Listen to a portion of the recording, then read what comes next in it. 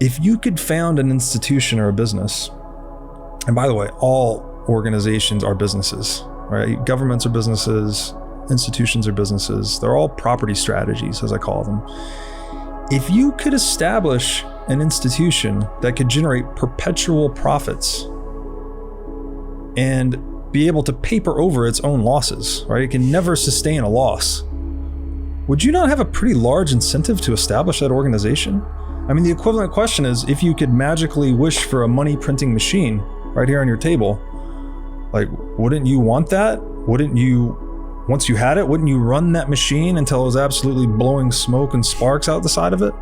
I mean, that's central banking in a nutshell. Is it human beings in this pursuit of something for nothing, or in this pursuit of wealth, frankly, right? The most powerful incentive in the world.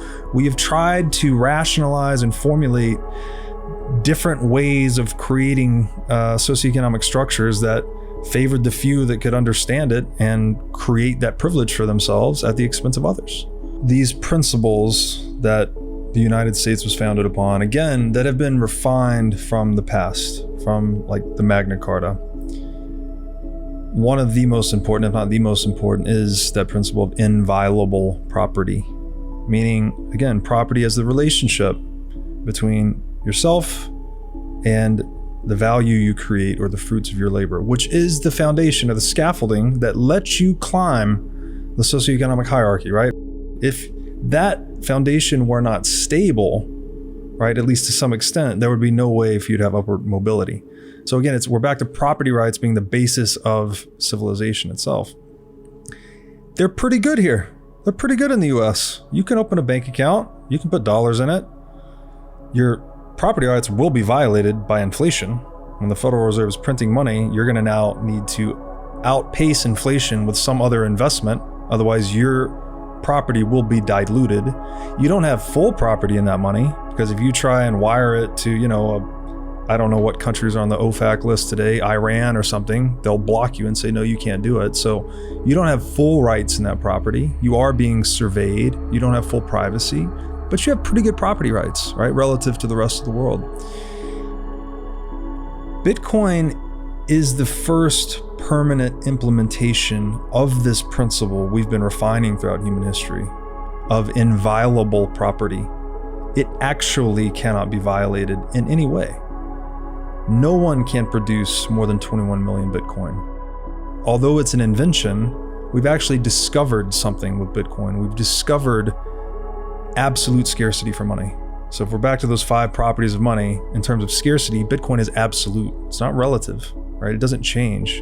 Bitcoin has proven itself over 13 years of flawless operation that it does 2 things essentially perfectly, which are churn out one block of transactions on average every 10 minutes, and adhere to a supply cap of 21 million. So it's the first fixed supply money there has ever been.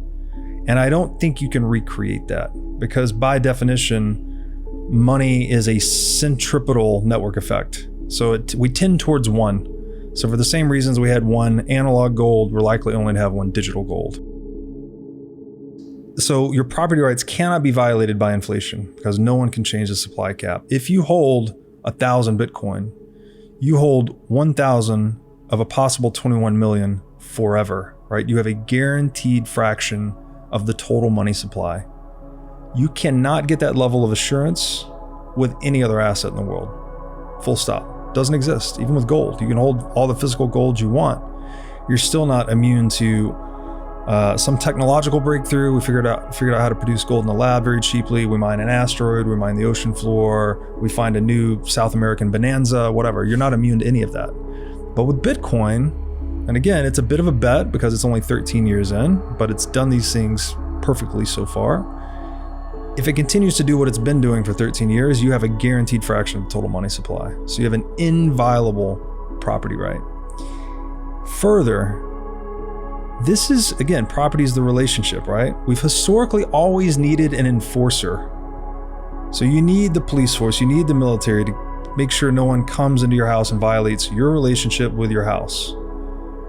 We needed, if maybe not necessarily a monopoly on violence, but you needed a protection-producing enterprise, which historically is the role of government. to enshrine your property rights. The problem, of course, is that they wield the power to violate your property rights as well, which historically has been very tempting for governments and bureaucrats. They typically give into it, and governments get overthrown over time. That's been the cycle we're locked into. Bitcoin's the first property right independent of the monopoly on violence, or independent of physical production. It's an informational property right. It's just an alphanumeric string. You can store it in any information-bearing medium. Put it in your mind, put it on your computer, put it in a song, do whatever you want with it.